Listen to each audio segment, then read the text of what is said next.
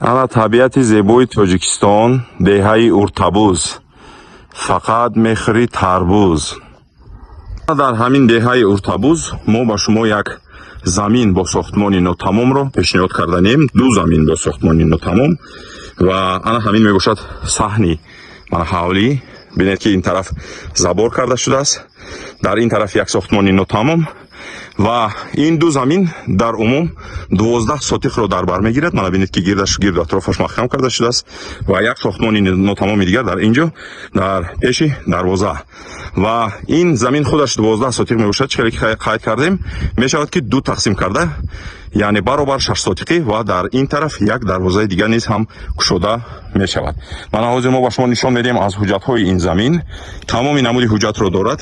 мана бинед ки дар инҷо якто техпаспорт аз 6 сотиқ заминаш, ана ҳалномаи суд, дар ин тараф сертификати ҳуқуқи истифодаи замин, парвандаи заминсозӣ ва якто техпаспорти дигар.